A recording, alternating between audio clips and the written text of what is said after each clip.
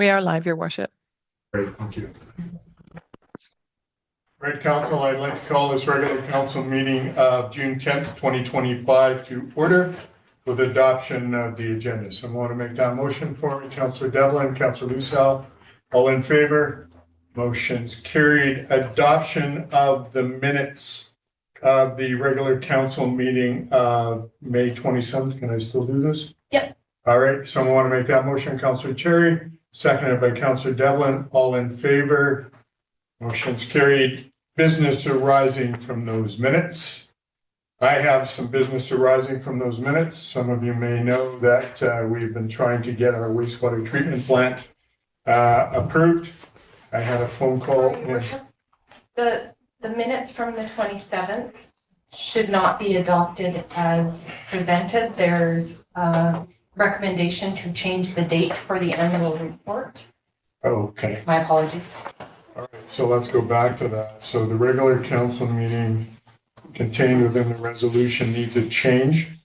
Is that correct? That's correct. The original motion read June 23rd, but it should be changed to June 24th. Okay, so so the mover and seconder, are you okay with those changes? Yes. We're just changing the date. It's a typographical thing. Yes. Now, all in favor? Okay, thank you. Now, business arising from those minutes. As I was stating, I had a phone call conversation on Friday with Ministry of Environment, Deb Epp. We had basically taken and put off the Chandos contract until yesterday.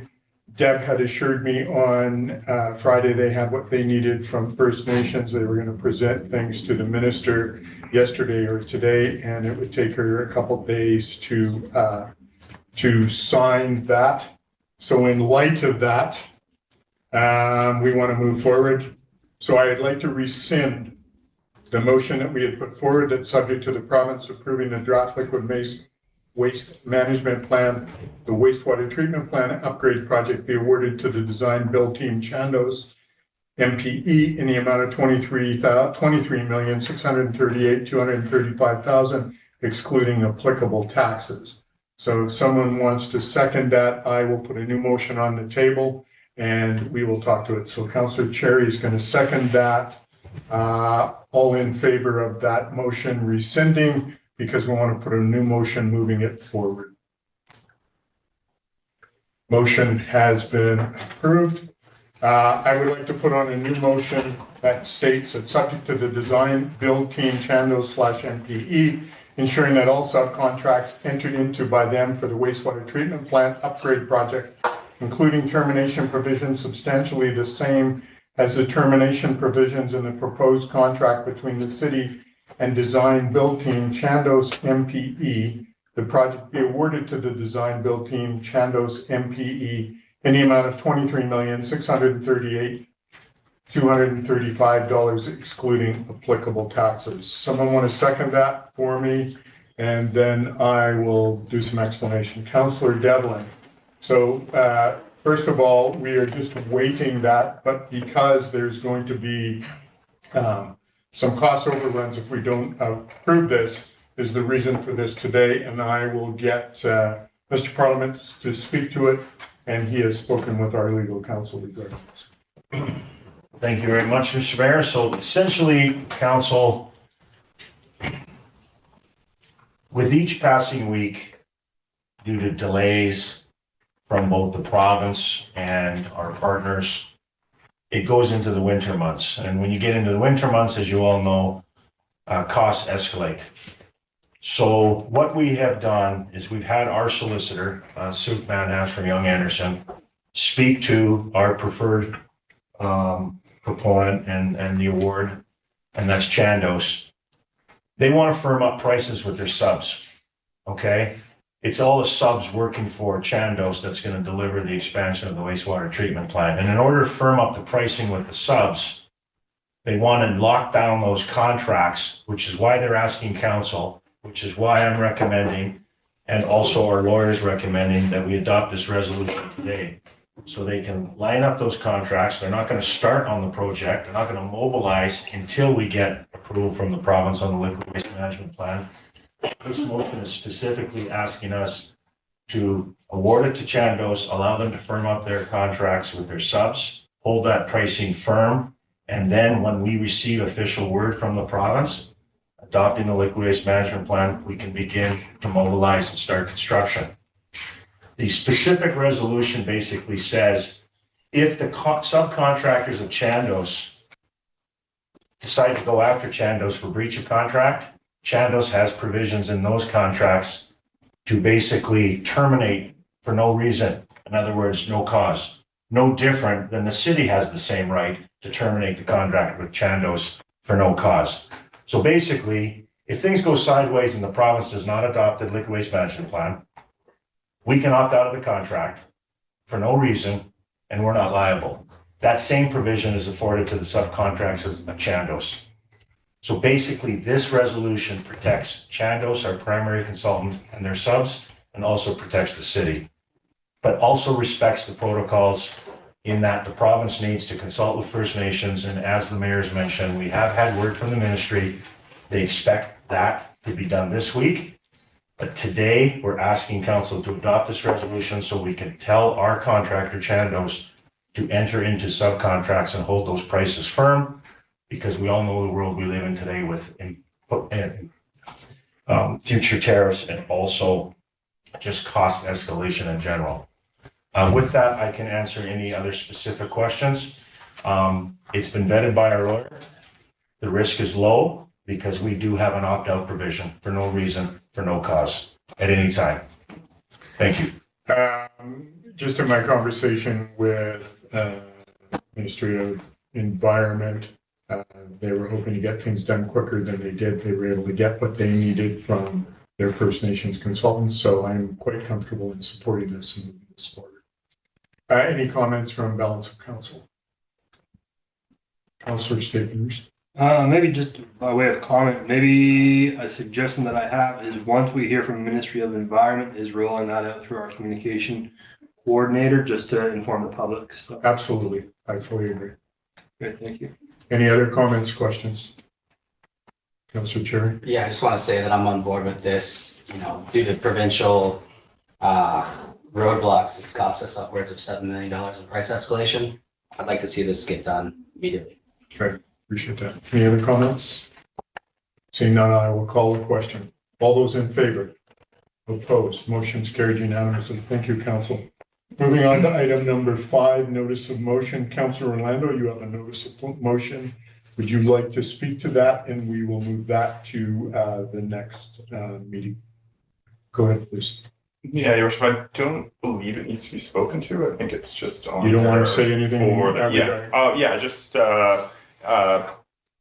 it is notice of motion that will be discussed at the next meeting regarding enhancing protections for mobile home manufactured home park residents.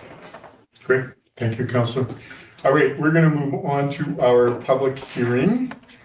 We have a public hearing this afternoon regarding 1701 Corsair Avenue. And I will make some statements as we go through this. And then we'll move through public hearing. Some of you have public comments all of you have public comments in your package. So I'm going to call the public hearing to order. This public hearing is being convened pursuant to the Local Government Act.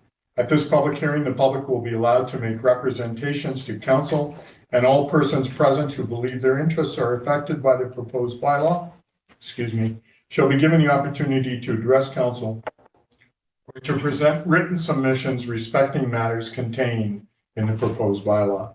Those of you who wish to speak concerning this proposed bylaw should commence your address to council by clearly stating your name and address. Then you may give us the benefit of your views concerning the proposed bylaw.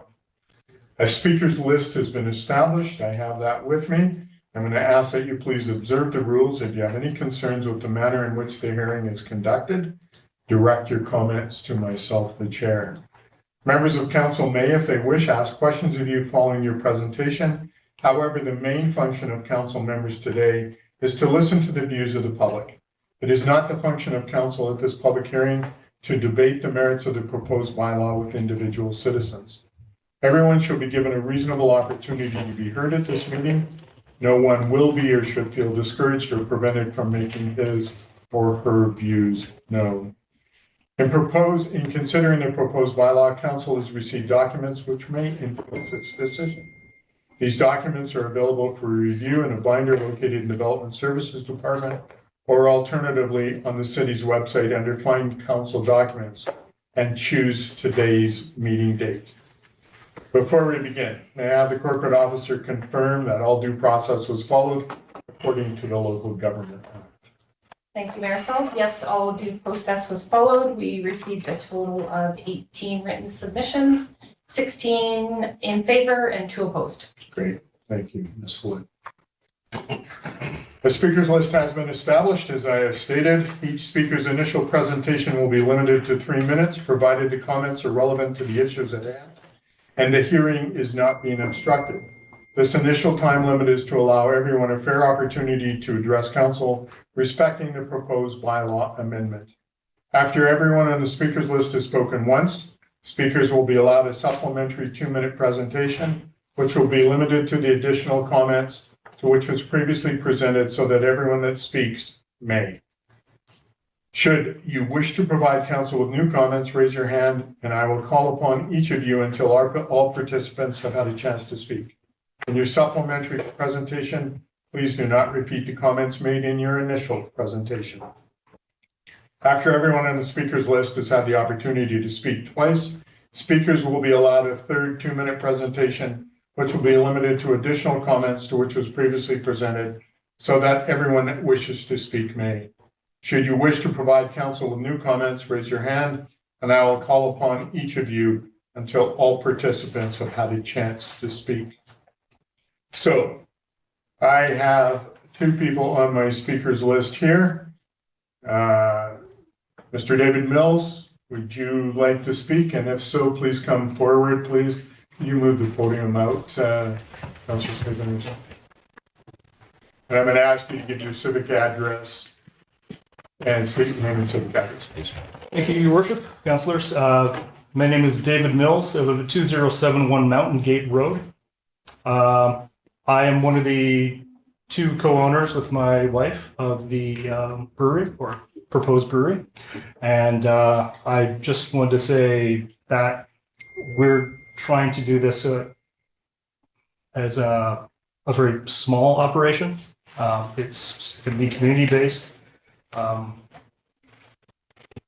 We're not going to be doing anything major. We're not going to be producing beer for sale at liquor stores or anything like that.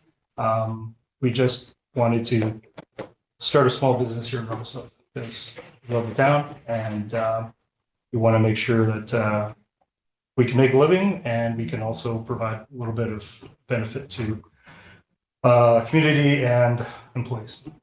Great. That's what it is. If there's any questions. Anyone have questions of Mr. Mills? So no, thank you. Thank you. David Evans, I have you. Would you like to come forward to speak? Again, full name and civic address, please, Mr. Mills. David Evans, 3310 Catherwood Road, Revelstoke, BC. Just really, we think that David and Sam's proposal will be a really good addition to the units at Mackenzie Village. We took a long and hard time to ensure that we got all complementary businesses there. Theirs won't be the final one to open, but it's, there's only 2 more to come in the Pilates and bike studio and then the spa location as well. And then we'll be full. It's, it's part of the time to get everybody in is because we've been looking for complementary businesses that will work together, serve the community, serve the expansion of Mackenzie Village as well as the local neighbourhood that's there. And that's it. And if anybody's got any questions. Any questions from council? Seeing none, thank you, David. Okay, thank you. And so I'll ask if there's anyone else in the gallery that would like to speak. If you'd come forward, state your name and a civic address, please. Caroline LaChapelle, 301 Victoria Road, on behalf of the Revelstoke Chamber of Commerce. Although the owners of the brewery are not members of the Chamber of Commerce, our comments would come from a view of economic development. So if council were to choose to not push this development opportunity forward with this type of business, we would like to understand why. What is the benefit of not going forward with this type of development? As we expand business growth in Revelstoke and the corridor between the resort to the downtown core to Big Eddy, and how are we joining sort of that food and beverage expansion and the different opportunities for collaboration between different breweries in town. We are on the BC Ale Trail in Revelstoke, which is a tourism program by Destination BC, and there are definitely different types of activities that can go forward with that. Of course, respecting your end choice and assuming that you'll make a decision with the knowledge that you need. Should you need any more information from our end of things, please feel free to reach out to us. We're happy to pull some stats, but they would be not saying that the chamber is speaking for this development, as it is not one of our members, but more asking the question again of why would something like this not go forward, and what is the actual reason if that should be your decision. Great. Any questions for Ellen? Seeing none, thank you. Anyone else in the gallery like to speak? Seeing none, I will go back to the speakers list. Mr. Mills, would you like to speak a second on? Mr. Evans, would you like to speak a second time? No. Ms. LaChapelle, would you like to speak a second time? No. Okay. I will now go to the speakers list for a third time. Mr. Mills, I will ask you again. Okay. Mr. Evans? No, thank you. Ms. LaChapelle? No. All right. Seeing that there are no other speakers, I declare this public hearing closed. Thank you for your submissions. Council members not allowed to accept any additional information or submissions regarding the topic being discussed. All input must be presented during the hearing itself, ensuring a fair process which everyone has the opportunity to be heard. I now call for a motion to close the public hearing. Councillor Devlin, Councillor Staphenhurst, all in favor? Motion's carried. This public hearing is now closed. Thank you. Going to move on to announcements from the mayor. Just want to say thank you to the community and to the Vintage Car Club for an incredible, resounding, successful car show.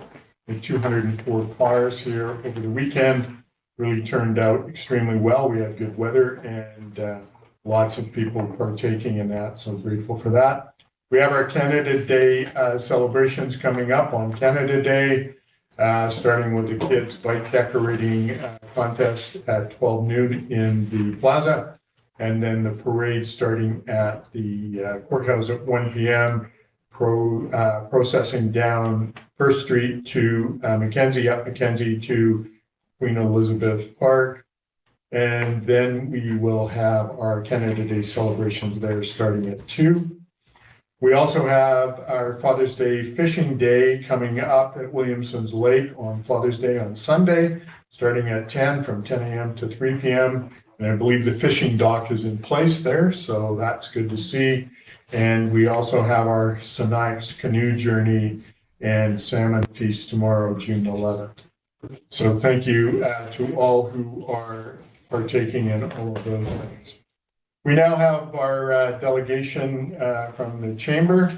So, Ms. LaChapelle, you'll start, and we'll give you and your presenters, co-presenters, 10 minutes to give us your information. Thank you.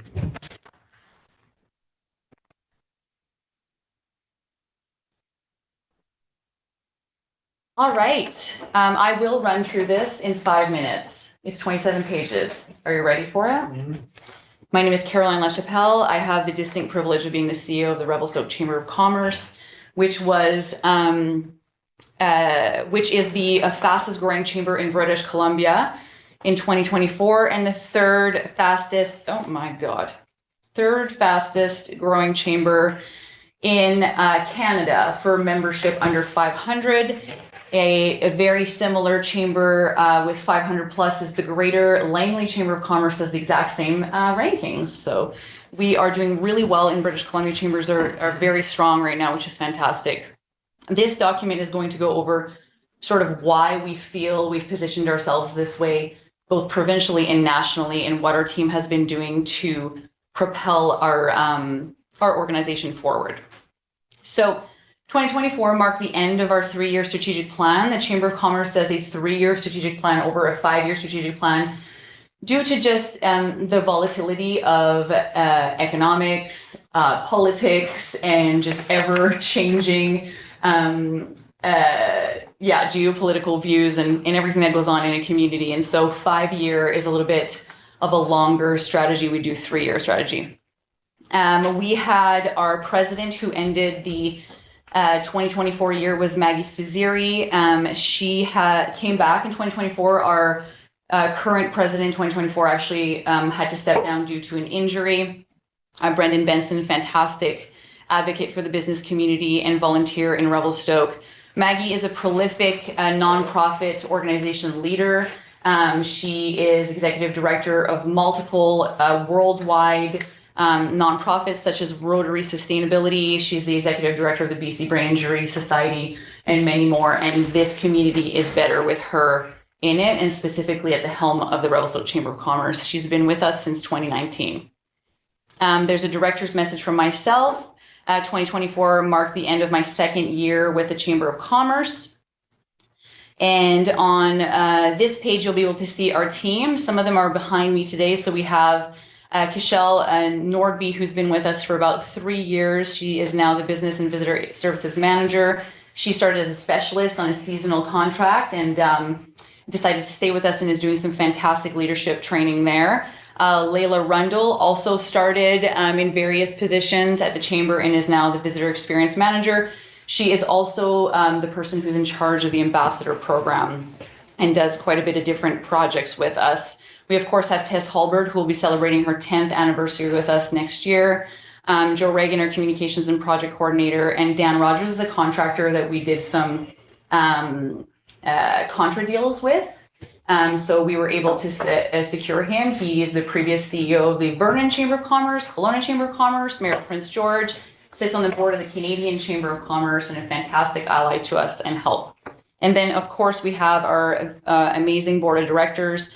As the Chamber grows, so does the attraction benefit to new directors. In 2025, this was the first year that we did not have to go canvassing extremely heavily to find people who wanted to be on our board. We were actually a fantastic attraction and had a lot of people come to us, which is a really interesting change in the organization, as any of you who have been with nonprofits know that can be a little bit of a hard pull sometimes.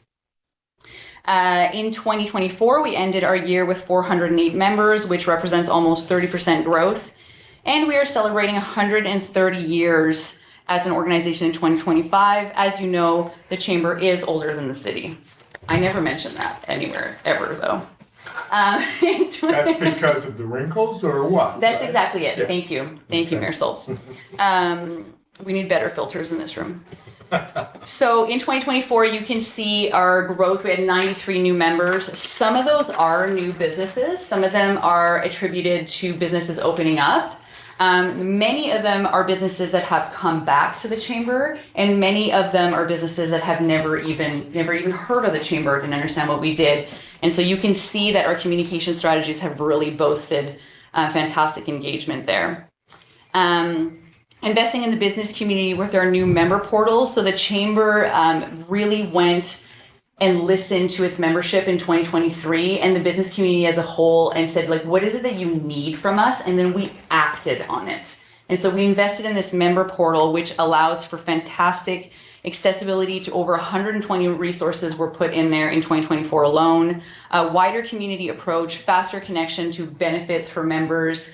So there were over 40 new benefits for members in 2024.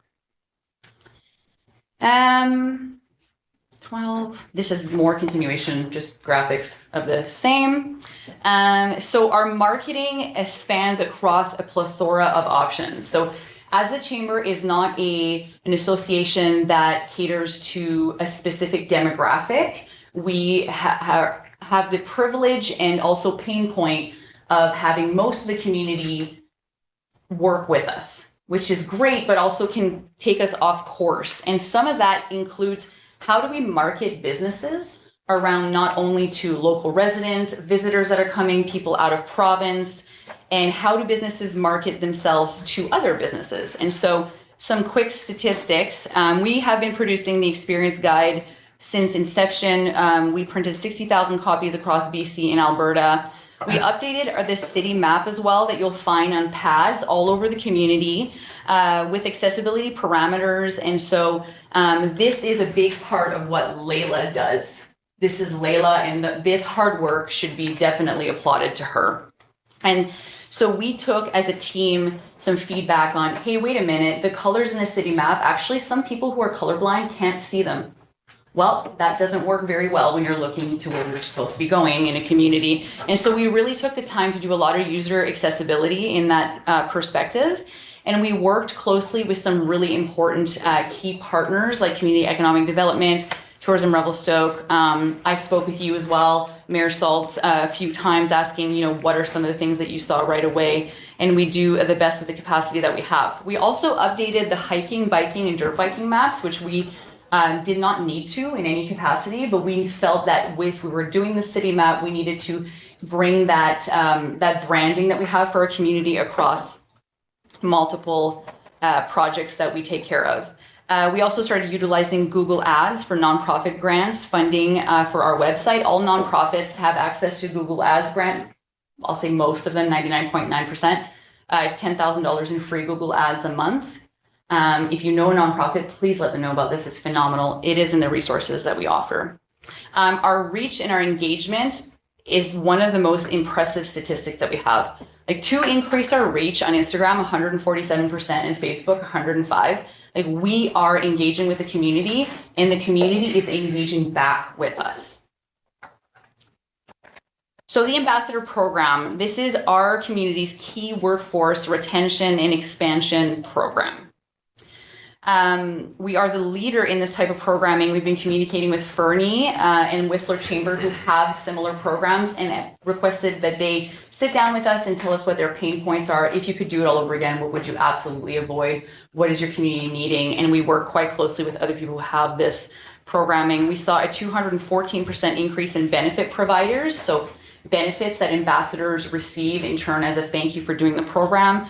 44% increase in participation. We updated the physical video of the Revelstoke Knowledge Course for both winter and summer. We expanded the eligibility that anyone who works or volunteers in Revelstoke has access to this program and its benefits. And the reason for that is we wanted to close the gap between the animosity between tourism staff and non-tourism staff. As a resort municipality, we need to be able to see that trades, services, everyone else is also working at also talking to visitors when they're at the grocery store or walking down the street and just putting towards infrastructure and supports. And so ever since we did that, we saw a huge increase in participation, and we're hoping to continue to close that gap. We updated the hello video on our Instagram and program page. I highly recommend you go and check it out. It's hello and a bunch of different workforce participants and employees saying hello in their native language, which is a great testament of how many different types of cultural backgrounds we have in Revelstoke and to be celebrated. We have over 1,500 people on our newsletter for the Ambassador Program, a great reach for the workforce retention and attraction opportunities. We also manage the lower portion of the Business and Visitor Information Center, as the Chamber is a part owner of that building with Community Futures and Community Economic Development. In 2024, we saw an annual increase, 21% of visitors in person. We are supporting local nonprofits through the BVIC, like the Hospice Society, the Grizzlies, the Indigenous Friendship Society of Revelstoke, by selling some of their merchandise and getting them some some donations. We experienced some staffing issues with seasonal staff. Conversation I'm very happy to go into in depth with chamber stats that we are feeling the same pain points that the businesses are feeling with seasonal staff. Our roaming team saw 5,797 people. We started going full-time every Saturday to the market, which we didn't do before. We were at Luna, Canada Day. We also updated our branding with the Destination BCI, which is recognized.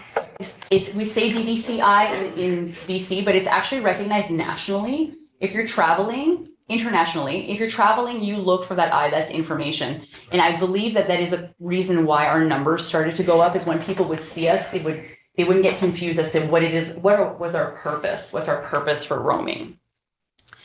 Then we had a Love Local Revy campaign that we started with, that's actually turned into a program that we've kept on.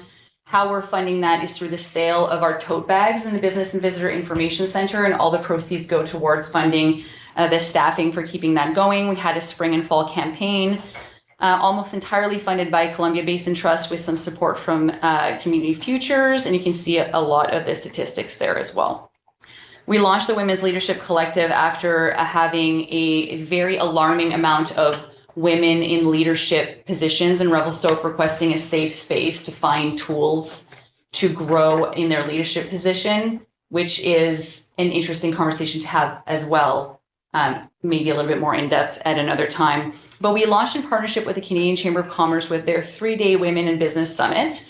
Many of the women from the city of Revelstoke, actually, the staff came to that, which they gave us some great candid feedback on how we can grow our offerings. And our goal is to have 4 annual events, 2 locally infused and 2 professional development as we move forward with this. Of course, as many of you know, chambers do events. Our events are of substance and collaboration. We worked with the Tech Strategy Remote Workers, supporting Will and putting on those events with him. We have our signature events, which completely go to funding our operations. So every penny that comes from the Business Excellence Awards, the golf tournament, the Banff Mountain Film Festival goes towards sustaining our operations, and we are eternally grateful for the amount of people that have been coming to those. Our events have been selling out way before we would ever anticipate for them to sell out. And I think it's going back to that substance. Like, we're creating events of substance, not just saying, hey, we're doing an event because that's what chambers are supposed to do. Why, who's there, how, what's the connection, what's the follow-up, what are the pain points collected, the event surveys afterwards, and how do we utilize that information to share it with our partners in our building as well. Advocacy, one of the largest things that we do as a chamber. So our advocacy network spans across British Columbia and Canada. We attended the policy debates. I just came from one of those 2 days ago. This is a very large part of what we do at the chamber. Many of you in council might get my random emails while you're talking in council, and I say, hey, there's a policy resolution for that at the provincial level. Please copy paste and send it to UBCM, and let's work together as much as possible. The Revelstoke Chamber of Commerce is the leader in the Resort Municipality Chambers Coalition, which is a group of chambers that get together to share best practices. And that allows us to support both our municipalities and also our DMOs. It is a part of what we do with the advocacy piece, is to ensure that we are kind of, is it appropriate to say maybe a little bit of a punk rock cousin of the city, you know, where we may voice some things that maybe perhaps is not appropriate for you to voice out loud sometimes with the province and the feds. I am proud to say that we had some great collaborative wins with the city this year with business taxes. We're also fiercely working on waste reduction, immigration. We just put in our first federal policy resolution, the Canadian Chamber of Commerce last week. It already has 12 supporting chambers across the country, and the portal's been closed for not even 24 hours on the Rural Communities Immigration Pilot Program. We heard that we needed to level up. We have leveled up. This is what we're all about. And now I'm sure that you can understand where our growth is coming from. With our CRM comes the capability of opening as many boards or support systems as we want for the community. One of them was the collaboration with Tourism Revelstoke with our job board. We launched that in Q2 of 2024, which for us runs fiscally. So we're doing January to December. We also have the Commercial Spaces Hub, which is a partnership with the city of Revelstoke. And we also, I'm just going to skip that. This is from our AGM. We also launched our new strategic plan, which took actually weeks and weeks and weeks of consulting, of really thinking, what is it that we want to do in the future and where are we going? And I have to say that our core values, I know a lot of organizations present missions, visions, and core values, and they're just words on a piece of paper. This one is the Chamber to a core. It's beautiful. And that's all. We have our partners. You're of course included in that. We have our pillar partners, Calliope Law, City of Revelstoke, Columbia Basin Trust, ECDEV, and so on and so forth, Community Futures. We literally could not be a hub of connection for the community without our partnerships. Our job is never to do everything. It's to be the space where people go to look for supports, and we then put them on to the best organization or best resource that can help make businesses' lives a little easier, make workforce life a little bit longer, and the longevity and sustainability in our community. That is supposed to say just a beautiful photo, but I guess it's decided that's it. The Chamber computer. I appreciate it. You definitely did that in that 5-minute timeline. Okay. Yeah. Good. I have a couple questions for you. Yes, so, please. With all the things that you do, is there business retention data in all of those things that you just showed us? And what I'm asking about that is the businesses go into business and they stay here for a period of time. Are they able to stay in our community for longevity? And then what is their retention of the ability to keep staff? That's a great question, Mayor Souls. Thank you for asking it and segueing me into what we're doing in 2025. So this is data that we don't have in Revelstoke currently. The last time we had a business retention expansion report created from a thorough survey was in 2015. It was a partnership between the city's economic development department and Community Futures and the Chamber. And so because of the way that our building operates, we're constantly talking about what it is that we need.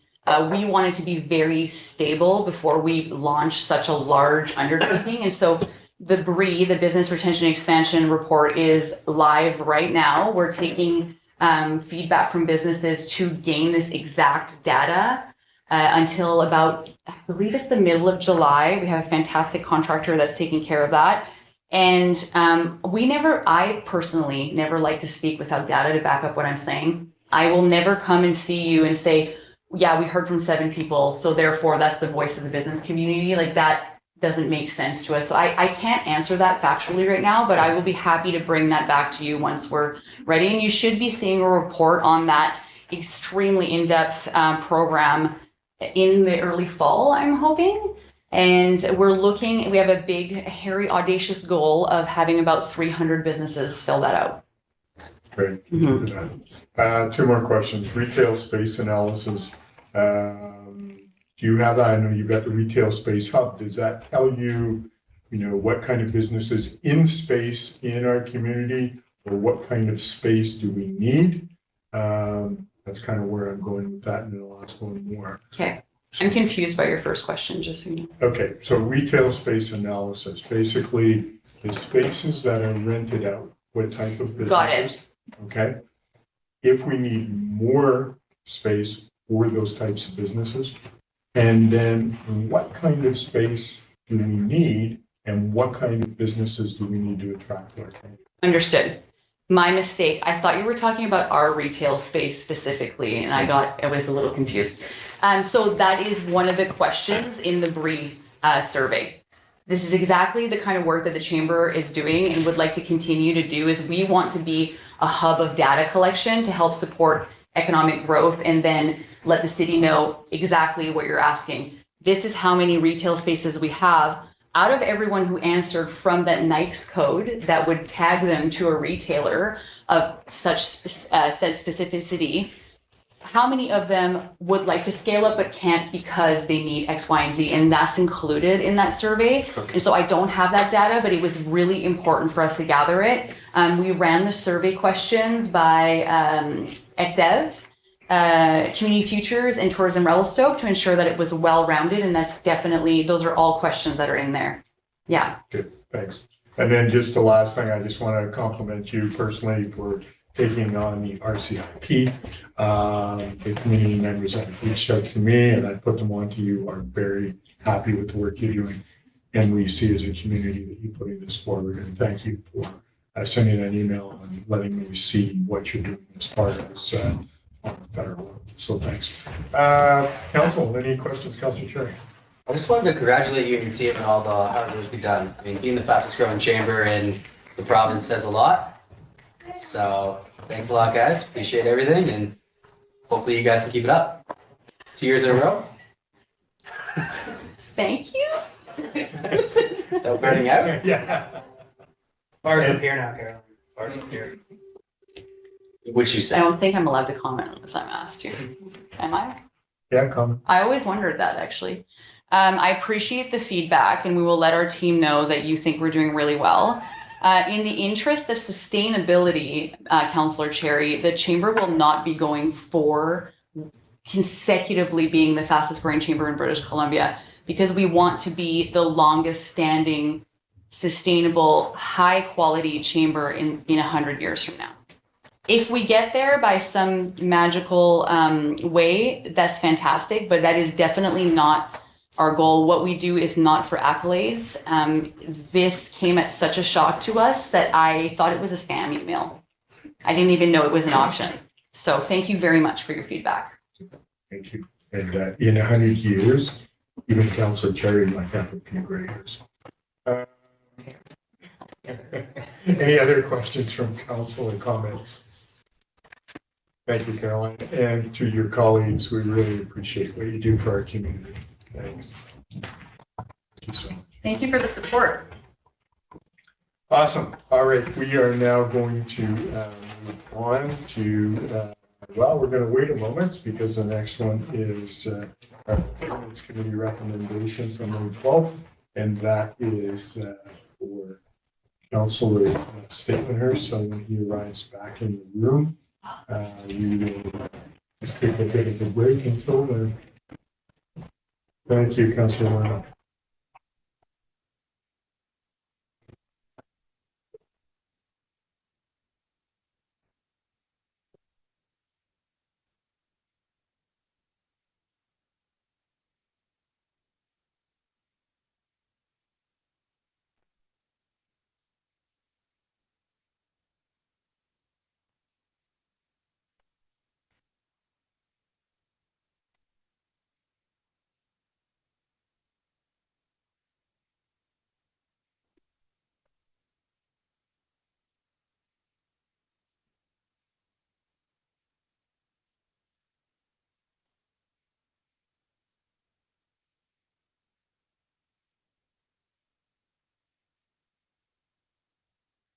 Councilor Stapenhurst, we are at item 9A, Governance Committee recommendations from May 12th regarding council dress code policy. And I just want to know if you would like to put that motion on the table or speak to it before we put the motion on.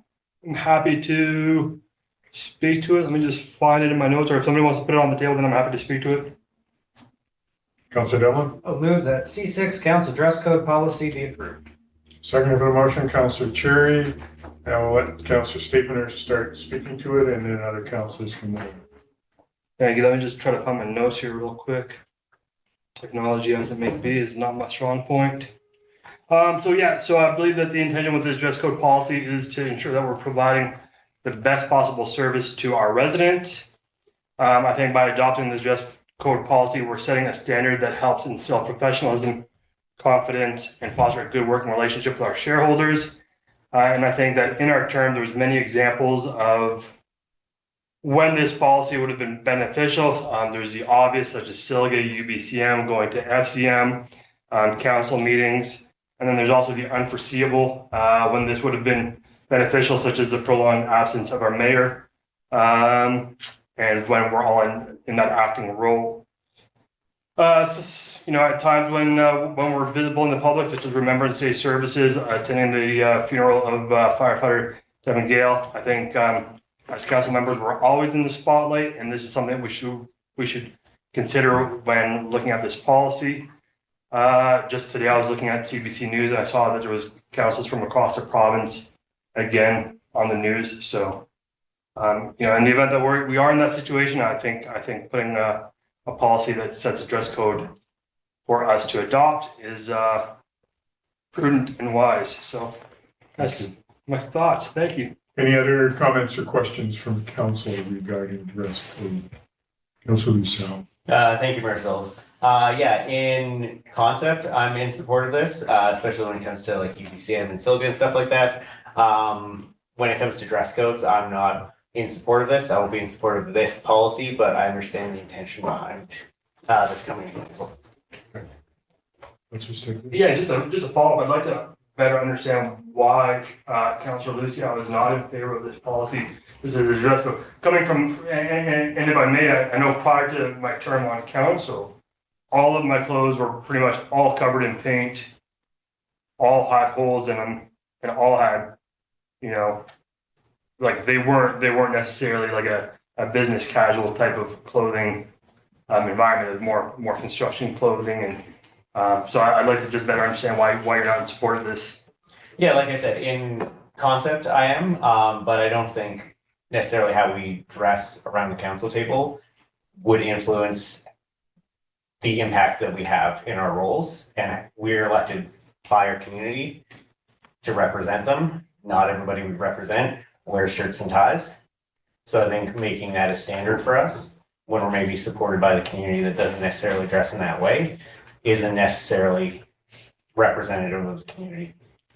And if I may, just a quick follow. So I understand, I hear your concerns, and what I would counter is that regardless of the industry that we're all employed in, we're not necessarily representing a small demographic of Revelstoke's population. We're representing the whole of the city. And not only to that extent, regardless of what sector of employment you work in, there's always the potential that you're going to be in a meeting where maybe my Carhartt's covered in paint and my torn up hoodie isn't the appropriate thing to go talk to the building manager in. Maybe I'll put on a nicer flannel shirt and maybe not my muddy covered boots. So I think there's always, that level of professionalism regardless of what sector you work in. Yeah, and I think that's fair. I think it's also up to personal discretion. Obviously, I'm not coming in here covered with, a bloody apron from butchering meat all day. So I think there's that personal discretion. And I think with the wording of this being super broad and no definitions of business casual and business professional, that it is up to interpretation of how this would be enforced on councils, us and council in the future. Would you like to see wording more specifically that outlines what business casual is? I think that opens up a whole treasure trove of problems, because then we have to list everything that is and isn't. Are cowboy boots considered business casual? Is a cowboy hat considered that? Because there's other councils that we've seen at UBCM where some of those members are wearing that. So it's where do we draw that line personally? And I think that's where it comes down to personal discretion rather than having a policy directing our dress code. Well, and I think on the note of like cowboy hats and boots, I think if we were to look at councils from the prairies, I think there's probably an attire that would be considered professional to that degree, and maybe some cowboy boots that aren't covered in cow farm, and I have no idea what that. Tie? Yeah, exactly. So there is that element of professionalism even for cowboys. So yeah, like I said, in concept, I'm supportive of this, but I won't be supportive of this policy specifically. Well, thank you. I appreciate the dialogue. Anyone else have a comment? Councilor Chair. Yeah, I just want to let everyone know that I'm in support of this. This is a professional position where we have to meet with a number of representatives both across the community and the province and the feds. I'm happy to see that it doesn't make me have to wear a tie, which was my only negative or fear for this, because I can't tie one, but I appreciate this, and I think it sets a good minimum standard for us. Okay. Any other comments? Councilor Renaud. Yeah, I'm not in support of the policy. I don't think it's necessary. I don't think it's really enforceable in terms of if I thought somebody was in business casual and they thought they were wearing business casual at the time, what happens? Do we ask them to leave the meeting? That kind of stuff. I've never really had anyone come up to me ever and say, my gosh, we need, a dress code here. It's not really something that's been identified as a priority, so I'm not going to. All right, thanks for that. Councilor Young. May as well weigh in, I suppose. My issue is not the policy so much as my issue is changing the rules in the midst of a term. We agreed to specific policies, we agreed to specific rules of disposition when we signed up, changing them in the middle of said term, be it for our benefit or be it for not, or however you look at it. I don't find to be a particularly what's the word I'm looking for, effective use of our time and our consideration. If it was a decision to make a policy for dress code applicable to the next council term, I would likely be in support. I do actually agree with the meat of the policy. It's the timing that I find inconvenient. People sign up for a 4-year term to this position. They sign up with the expectation that there are certain rules and certain policies in play, and to change them in the middle of said term, or I guess we're roughly a little bit at the end of said term, last 3/4 of said term is to me just kind of not really the way I would like to be going with a lot of policies, specifically as they relate to people who do not have the ability to reconsider their employment or the terms of said employment. So I don't think I'll be in support of this at this time. All right, thank you for your comments. I will support this, but I do hear what you were saying. It is very subjective, and we'll leave it at that. And it comes down to what maybe financial needs as far as what we dress in when we come to a meeting. I'm supportive. We've all made our statement, so I'm going to call the question. I have a pretty good idea where this is going. All those in favor? Opposed?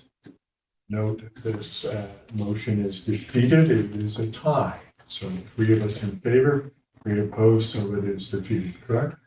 All right, thank you for that. Moving on to item 10, bylaws, zoning bylaw, text amendment, bylaw number 2417, comprehensive development zone CD8, 1701 Corsair Avenue. I am asking to defer this motion until next meeting, and then we can bring that forward for third reading and adoption at that time. I need a seconder for that motion. Councilor Lucial is going to second that motion. There's no further discussion on it. It will be deferred and brought back on the 22nd. We still need to vote. We need to Still, vote. yeah, but it would be the 24th. 24th, okay. All those in favor of deferment? It's unanimous. Thank you. Appreciate that. Moving on to staff reports, UBCM Community Resilience. The council procedure.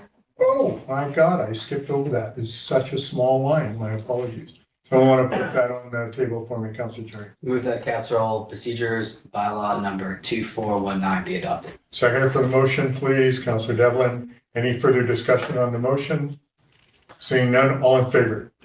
Motion's carried. Thank you. Now moving on to item 12A, staff reports. UBCM Community Resilient Investment Program. This is allowing us to apply for some funding through UBCM. I don't think we have anyone here to speak to that. Can I ask someone to put that motion on the table for me, please? Councilor Lucian. I move that submission for an application to the UBCM Community Resiliency Investment Program 2025 Fire Smart Community Funding and supports for $388,000 be approved. Seconder for the motion, please, Councilor Devlin. Any discussion on the motion? Councilor Devlin? Just a general comment that I'm always happy to see grant opportunities come forward that can benefit the community. It's nice to get something back into the province. Any other comments? All those in favor? Opposed? Motion's carried. Thank you. Moving on to engineering public works surplus equipment disposal.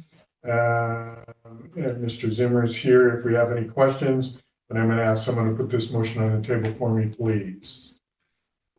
Councillor Devlin. I move that council give notice of their intention to dispose of a surplus municipal asset generally described as a street sweeper by way of sale to Yellowhead Road and Bridge Kootenai boundary at fair market rate determined to be $60,000 plus applicable taxes, and that the corporate officer and director of finance be authorized to sign on the sale agreement. Seconder for the motion, please. Also, our Councillor Cherry. Discussion on the motion. Mr. Zimmer, can you just fill us in a little bit? You've got basically a quote saying that this is appropriate fair market rate. Yeah, thank you, Your Worship. And an introduction to myself. I'm Jason Zimmer, the new operations manager at Public Works. So it's nice to meet you all. I did get an appraisal from the Okanagan Equipment Appraisers, and their fair value was between $50,000 and $60,000. So we had an offer from YBR to purchase, or YRB to purchase our sweeper at $60,000. Great. Any other comments or questions from council? Seeing none, I'll call the question. All those in favor? Opposed? Motion's carried unanimously. Thank you, Mr. Zimmer. Welcome to the city. I know you've been in that position for a while. Appreciate the work you're doing, and thanks for bringing us to council. All right, we're going to move on to Revelstoke and Area Management Program Committee meeting in communications. So the minutes of that meeting, we don't have anyone to speak to it. Is there any questions from council? Seeing none, I'll move on to Heritage Advisory Commission minutes. Councillor Chair. Thanks, Mayor Sauls. Conversations were about the road naming application for Lacken Lane and Pickler Court.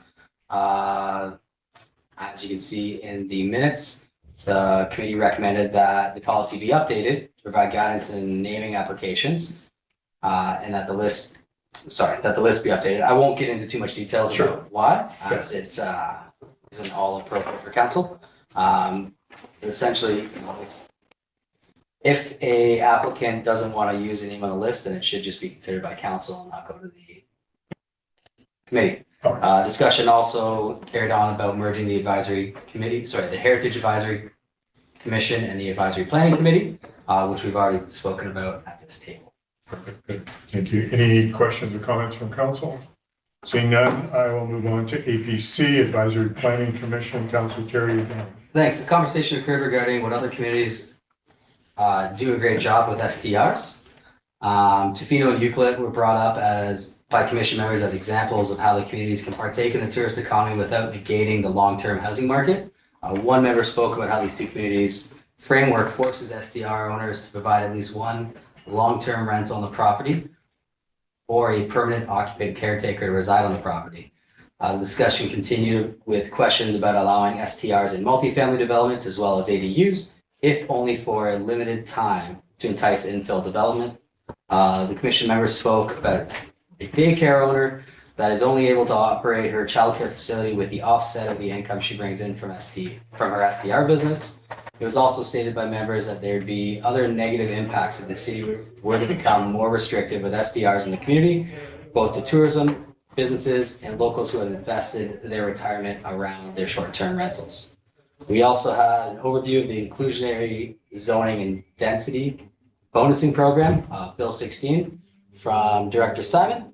I did not note much discussion around the subject as it was just a general overview. Okay, thank you. Any comments for Councillor Cherry?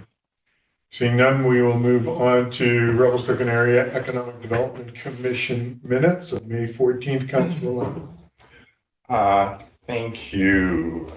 And through the chair, we have a few items. We were working, staff provided an update on community economic development activity. We also looked at the Revelstoke Airport Development Plan. The commission opted to opt for a committee to look into airport master plan. And that is to be upcoming. We also reviewed the resort development strategy and previewed wildfire week information. Great. Any comments or questions for Councillor Orlando? Seeing none, we have a letter from the Ministry of Housing and Municipal Affairs regarding changes to closed meeting provisions and proposed amendments dated May 23rd. They're in our package. Unless there's someone who wants to discuss them, these are things that we've read over. There's just a couple changes to make sure that we ensure privacy on some issues. And then we have a letter from Outdoor Recreation Council of BC. Their new guidebook empowers communities through outdoor recreation. Any comments on either of those? Seeing none, questions from the press. Mr. Lindquist, do you have any questions? No questions, Your Worship. Right. Mr. Ellisell, do we have any questions online? There are no questions from the press, Your Worship. All right. Okay, Council, I'd like to go in camera pursuant to section 90.1 and A and L of the Community Charter. Someone want to make that motion for me, please? Councillor Devlin, Councillor Lucille, all in favor? Motion's carried. We'll take a few-minute break and then come back. Thank you.